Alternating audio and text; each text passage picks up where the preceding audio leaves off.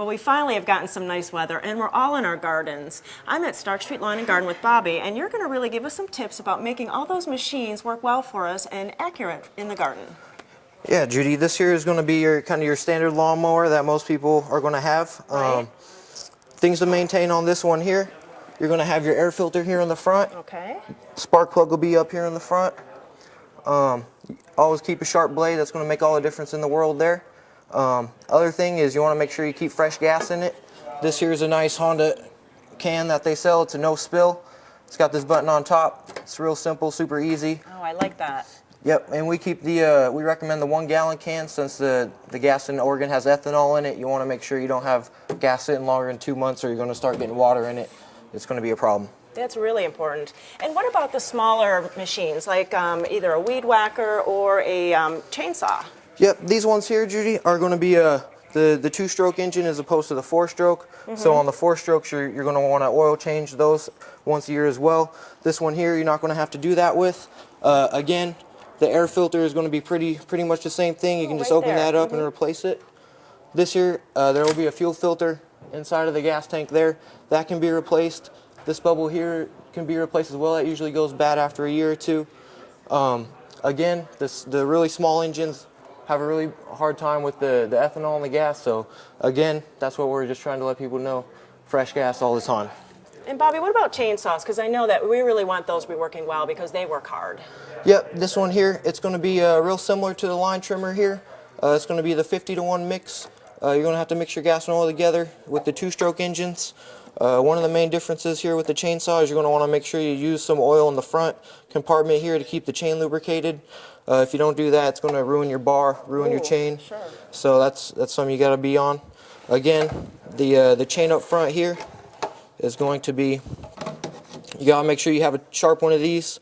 So usually having an extra one in your chainsaw box is going to be something that you really want, because if you hit any dirt or get into dirty wood, you're going to be out in the woods without something that could cut there. Yeah, and you really want them to work efficiently. Yep. Well, you know, I think that us gardeners, we really have an arsenal of things to have in our shed, and you have some ideas here about what we can have at home to really make everything run smooth. Yeah, Judy, this here is kind of your standard equipment, your replacement parts and your oils and your lubricants. This here is going to be kind of some of the line for the line trimmer there.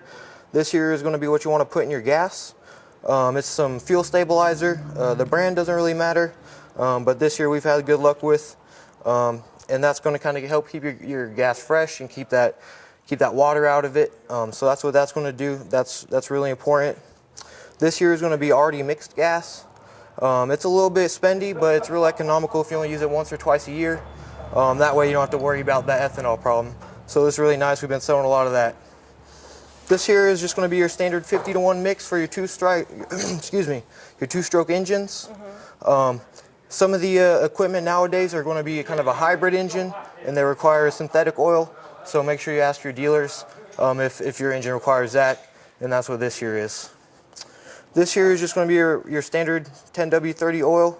That's going to be for like your lawnmowers, your 4-stroke engines, and that's what you can, if you want to replace do an oil change yourself, that there is what you're going to need. If you can just go over again what's a 2-stroke and a 4-stroke, just to get that clear. So the main difference between the 2-stroke and the 4-stroke, you're just going to want to make sure that on the 2-stroke engines, they require you have your gas and then you have your oil and you mix them together. Okay. On the 4-strokes, you're going to have 2 separate compartments. So you're going to have your regular unleaded gas in one compartment and then your oil in the other.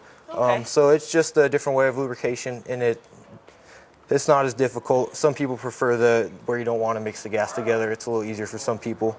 No, that's very clear. You made it. That's really easy for me now. And then really safety. Safety first whenever you're using power tools. Yep, safety is always important. This here is going to be your safety glasses. You always want to make sure you have some earplugs in, because the equipment is running really loud. You don't want to hurt your ears. This one here, safety gloves. Obviously, you're going to be in the yard. You don't want to hurt yourself. Right. So. Well, you know, I know that that's a lot of information, and a lot of us are do-it-yourselfers, so you're going to come in, and don't forget to bring the model numbers when you're getting all of this equipment. Or, if you really like to have somebody else, have professionals take care of your equipment, you can come down to Stark Street Lawn and Garden and bring in your equipment, and they'll take care of it for you. Yep, most definitely. Well, thank you so much for all the information. We really appreciate it. Thank you, G. Thanks for coming down.